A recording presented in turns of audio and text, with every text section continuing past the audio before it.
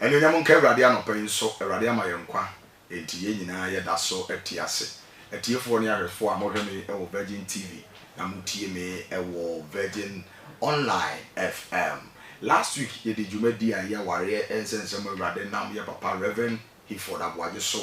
e de bre ye no I in fact na wo hwe na wutie na me nsa wo ye nhira bebre enen so ye betoa so na papa e de akomu bebre na se da bia ye no metenam e de ama Apostle Michael Mensa bonsu ono na dwumadi da bia wodi hutia me na da metenam man bidin e de Evangelist OK Bright young papa Reverend Hiford Aboagye, Reverend Hiford Aboagye, time with Reverend Hiford Aboagye and opai obeto adwumadi so e de ama ye frɛ obi na obi emfrɛ obi na onfanhwe onfanto Virgin TV ya papa anopai memwachi so menua na ho te sen awurade adom e de Yesu ase na wonso Yesu adom sorry ma ho ye obi a ho ye obi a ho ye awurade ase papa ahwefo ne atiefo etie ye wo hwe ye enden so bra ye beto adwumadi so yi eniema ben na awurade asisi se fa blessing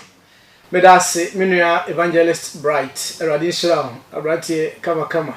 na wafa asempaka na ato ho so awurade omo ahoden na wo so otimenye nkoduru ba bia awurade abode tin se oduru beduru ahwefo ne atiefo eda mo ase ye ma mo nyina praise the Lord ene anopai ewo ina awurade Yesu Kristo edin mu mediane Reverend Aboagye Kofi Hayford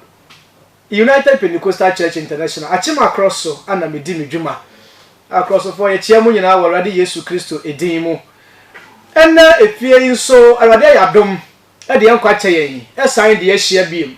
me say 2020 ekono awie ya no enti mimo nyina afisiapa e awurade Yesu Kristo din mu na wagye so se afi enkomato ya ho din mu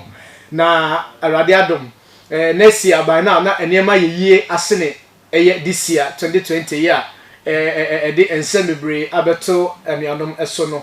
awurade won hira wo se wanya mre na no pay so no wo hwe yen e wo dwumadie yi a etise yi so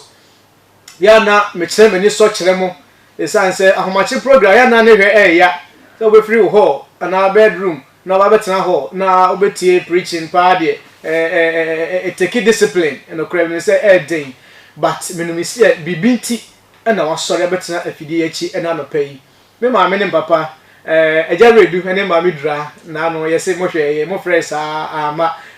mo banche ya na ona efre no adoso nti ebi wo fre na ama afacha yen menim se wokoso na opusi abeba me chia mo adanse no demafo nyina me chia mo nyina awurade Yesu Kristo edin mu adafo no me no ebompaye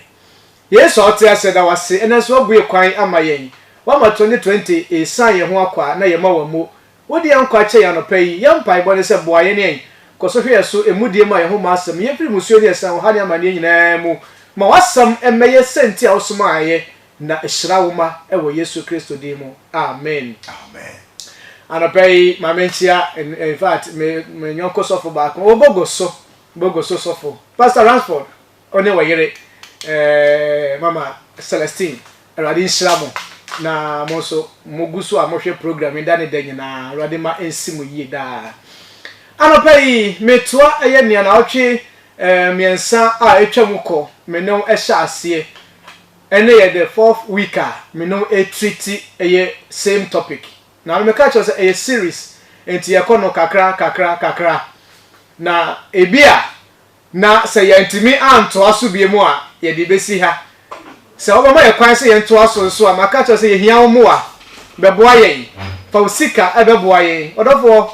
my sempo a me kapre na emo aboa no na ye contract ewu eye this week am no kasai na next week no ka yentimi renew contract no nanka yentimi emeto aso ewo nsem atisemu. In fact last week etiefo bebre na efre me line so ma ye no di nkomo na ema me yem sheme course a ba ye any concerns amanfo raise ye questions amanfo ebisa ye ya opemmoa no kre na me wora ho se say na tie de na Ghana na aware na nkoye kra se say pa na aware no eno kre se kono de a ene na ye ya manyankopon botae a enti ode bo aware na so ode siesie aware no na ye gu nyankopon ni mu ase na ye ahanyankopon na ye manyankopon ensa asifom esanse nyankopon eka ne pepe de tare aware ho se michiri aware guo o say I hate divorce. I hate divorce. No wasaka say ne onyankopon akabo mu no me enipa bia entitim na so no kre last week call say ba ye no na me ho adwiri me me na no so for yen sorry o ne odwuma ye asori mpanimfo me hunu say ebeduru say ye hyase e kire aware mu anase family life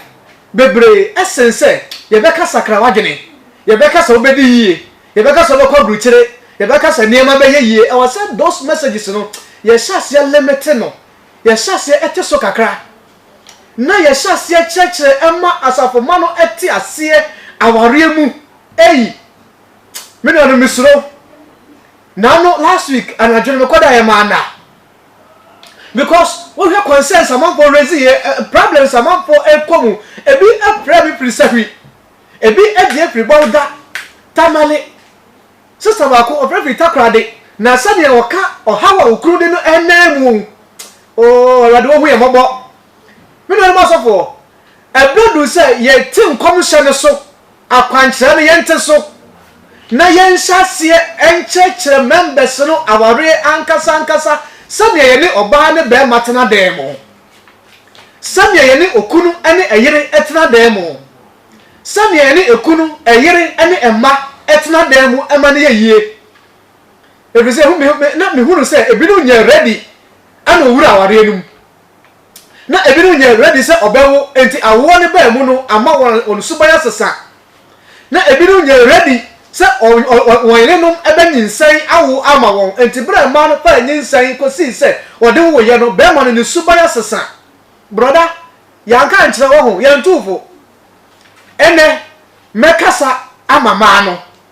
na ene ibi a menkasa ene bebo me na chi kakra na mo bancha me nya bibia last week ko se ba ye no na ama me hunu se enokra na ma bitiri mo odin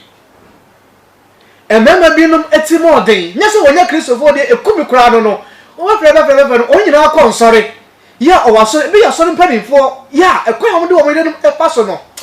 nyamianim ano ose na me de bia me mpa bo nse ruade wo mayente ase wa ware mu na nokre last 2 weeks ni last week me catch that say aware mu no you have to expect anything bibia betimi asi abre bia enti aware no no sister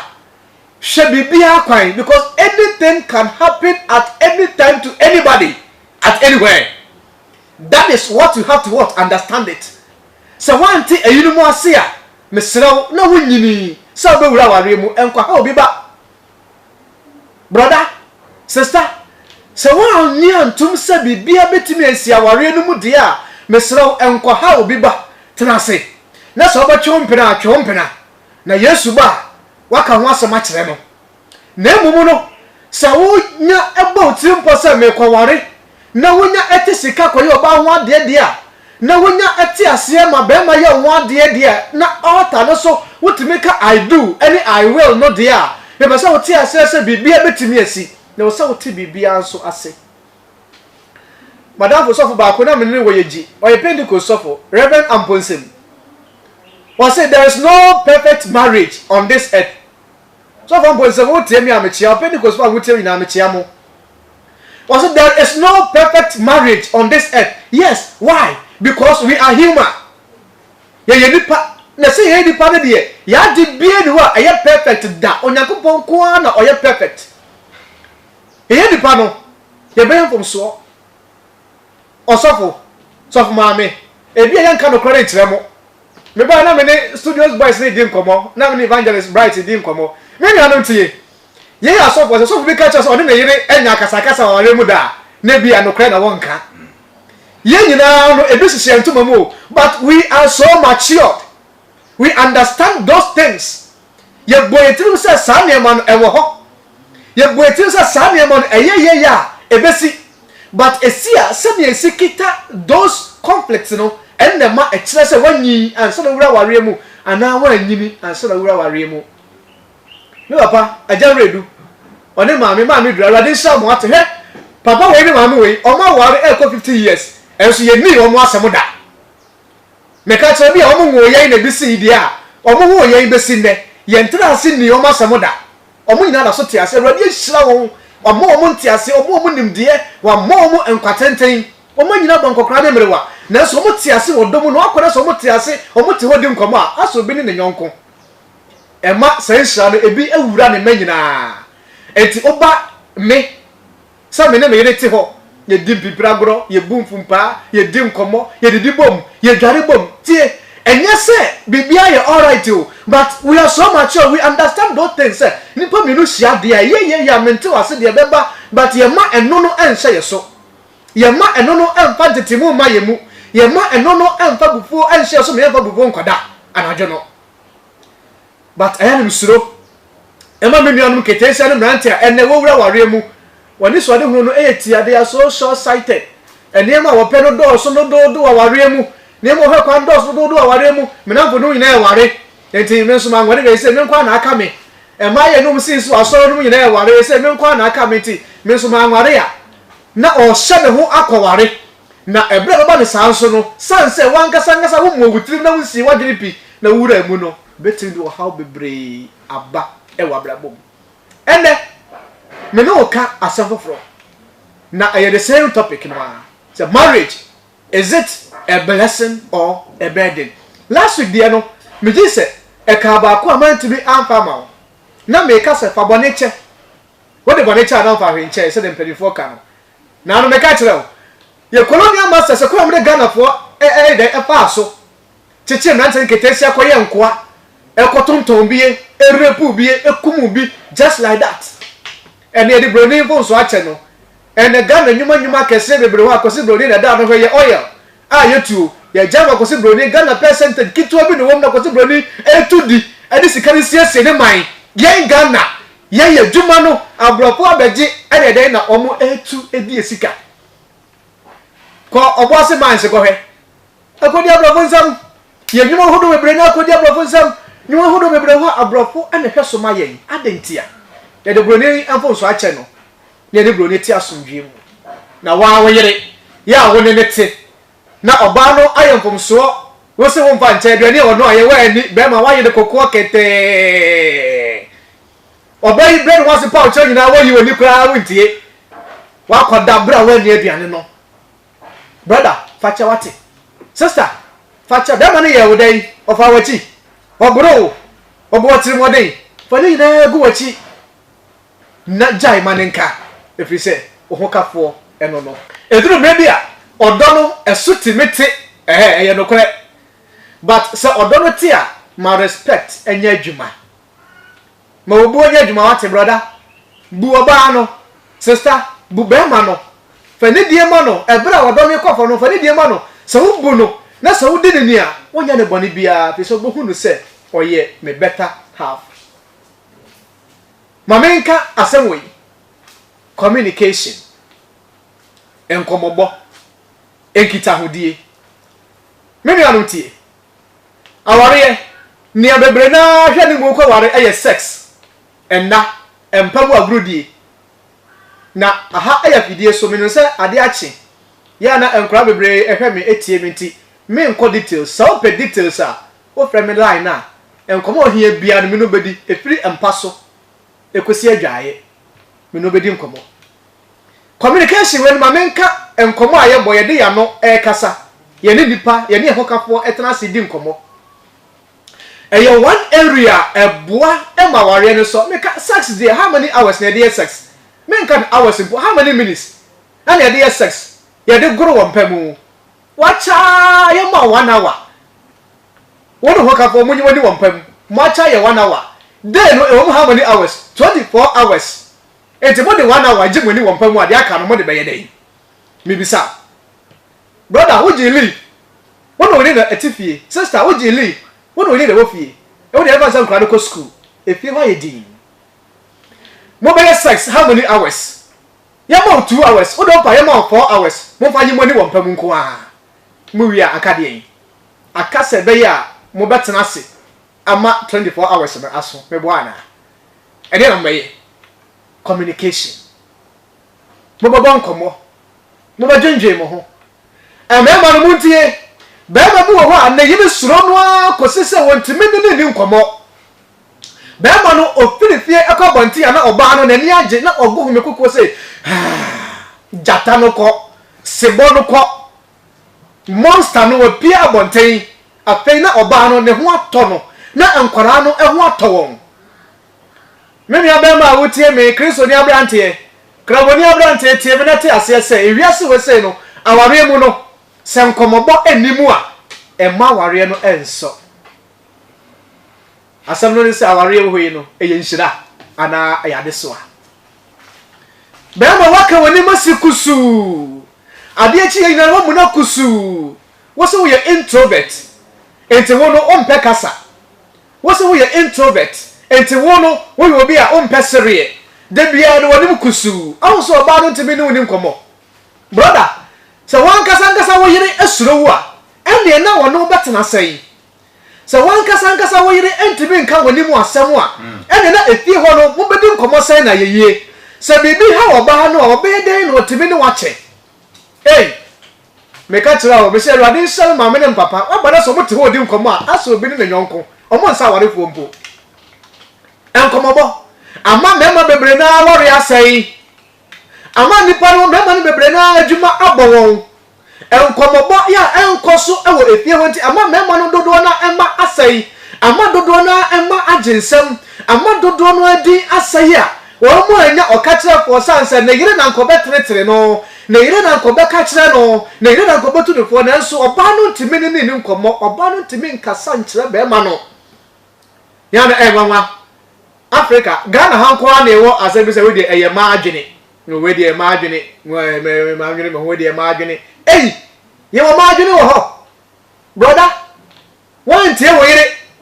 na se wan tie wo yire kasa kira da kire no do sa ba show ye but na ye too late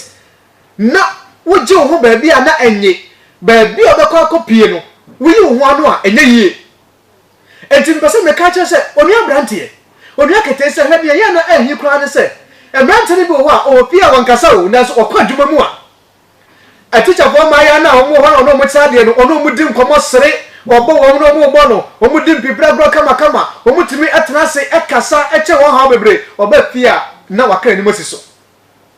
tida ko ne yele ko to say bra kwa amere se wuni mu nkomo di sei ja wo ye jealous dodo na wo se no mo kasa no mu di nkomo na ye we ya ho ya dodo brother David, charity must begin from the house. Brother, Mesrao, so you esro se or no bedin komo awo wo hwe aseba. So you esro se obeka na hia sama kire wa. So you esro woni se obetimi ne watena se edin komo adwenje mo da achi ho amese da achi no wo do so beba oyem but na aye too late. And mema wanti wa yire no okọ amane mu okọ wo haw mu okọ atete mu wo to eso ha wanti mi anye wo ho amfiri mu da eni se wo betie wo yire asem a brother anka bebo wo se wo ne wo yire betena se adi nkomo anka ne ha oba no anka obetimi aka kire wo na ne ha wo so no so timi aka kire no na ne ope no ko timi aka kire wo na ne wo so pe no watimi aka kire na so esanse wo yire ahunu se wo mue wakoma mu ema no wo mue wo dan ema no ntini ontimi ne woni nkomo ne wo ya ne se wo hia sex dia na wo ba ne nchen wo hia sex dia na wo ba ne nchen ha woni ne ntra sen kasa ho na tete wo ho na wo wo sua we efiri he brother ebra so se wo se wadwe no se enkomo bo ho no eyade ebue kwan eyade eyade ebo kwan ema barema ewo na brabo mu ewo na dwuma mu ewo na setere mu ewo na nyameso mu ewo na sikasem mu bema oba enim sika a woje wadwuma mu wu pia hwim na wokọ oba wurum na wura mu se me ne me yere eninkra da bi wuni me brother se wansua eyinum a wa ware no entimi nyina entimi nkoso entimi nyaye na da biara ma oba no srogu ne yam abrani na ma oba no atete oba no be high but na wunim wu kum oba no silently enti se woni mu a prisabe ni oba no ntena se wo se da mbata se di nkomo no ema masetena no eye neje da mbata se di nkomo no ema asetena no etimi eye nkoso da mbata se di nkomo no ema asetena no etumpon ema de no eye blessed eye so nourished person the catch out say se woni mu ya asua na bema wo ye din ya woni na yiri eni nkomo no otu na mena wo gu na ware ye wo sai na dwuma wo sai ne ma na wo sai adomo a wo wo a ewo onyankopon animo no asam ne se aware wo hoyi no so eye enshira anase eya deso bi na onipa ekomu ewo asase so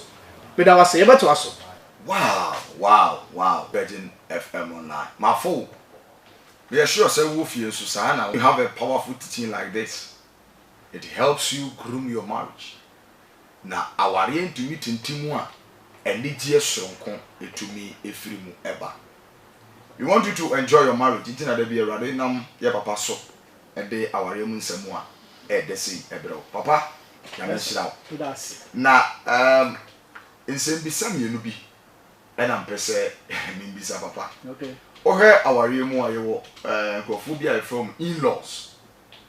Na mimi nsusu ye me hunu se e ma ware ye bedi. Papa sa na ti ana. Okay, me that's you say in-laws no sister-in-laws, brother-in-laws, mother-in-laws, na father-in-laws. Okay. Emu nyina no eye omo a eka ho ma aware no eye yie. Ye Ghana fo na nea eten se emusua ni nyina Ghana emusua nyina sa na tie. Se o ware obi ofi ho aware ifi ofo nyina. Okay. Ghana emusua ndodo na amahunu no sa na tie.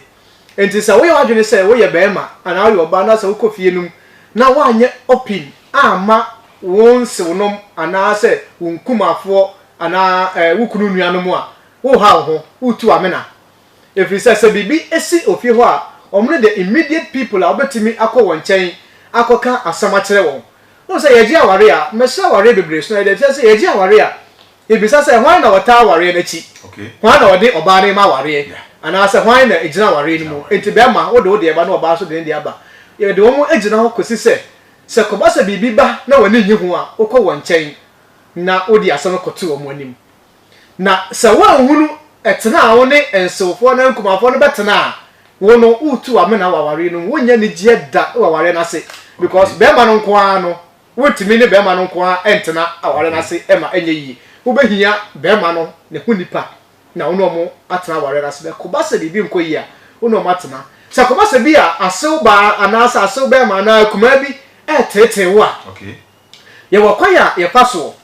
enye omo na eware okay woni ukunu ana eware woni oyere ana eware enti ekoba se ebi a akuma hawo eware na se akonta hawo eware ni mu a ye de koto pani a ode aware no ema ye no anim na ne ekoso no maka kire won ebi omo ditetima be ma ndododo ana ebi omo ditetima oba ndododo enti ma wontie wo asem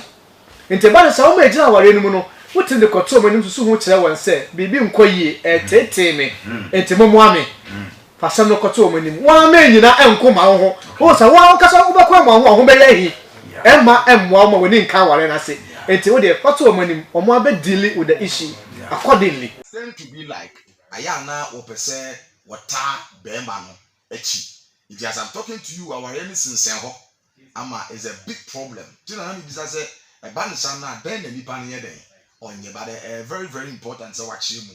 e de amaye na the last question papa me bisa na say forgiveness is very important na say that we can say em fa body nche obi di boni ache the thing keeps on going oba no da so ye bema no boni bema no da so ye oba ne boni de bia wo de che no de bia oye in the marriage say ni pa no ye nya gay me da se ana me kai no aware wo hoy no wiase foforo bi a wo ware a wonyini at once wo ware a se wani da ho at once se wani ti at once so wo dwen se pani at once na maka se de ye Christopher yi de edu eben no etwi ohun maka se there's no perfect marriage on this earth enti wo besua se enema eni ohokafo no eya tambia no ema ehawo na wo de ache ehawo na wo de ache no ohun ye wo solution problem bi enu a any solution e wasase we say so okay problem be any any solution. So a problem quite the solution. Eti mo the cause. Okay. The na aware ne de wujaya enyi. Time with Reverend Hiford Abwaji. This is a very powerful message, marriage messenger. It cut across all the world that Enipa and Nkofu Asia Virgin TV. Now we Virgin FM online. Now ya the media no baby yet. I said that there be a mekano. Metinemu Emma Apostle Michael Mensa Bonsu. Me am di jumedi ho chia me evangelist OK Bright. Na MCR eboa me jumedi no ekoso ye pa. Mabra Ewrade nhira ba bia wo bia PK. Ewrade nhira jumayefo ai wa nyina. Ghana foe Inshiraba boutique diaba ehana mani mema nyina to woniema Inshiraba boutique tonton emani mema niema bi te say office wear casual wear dinner wear ema mpaboa emema mpaboa ema dressing bag efe se banu ntoma nso dia Inshiraba boutique wono assault na ne bon so dia fofofo enti hwehwe Inshiraba boutique ekira kwan ewo achim asia kwa anase frɛ no ahoma trofo isu 0243 237-262 Anna 0244 532-258 Inshiraba boutique na eniema papa efe na efo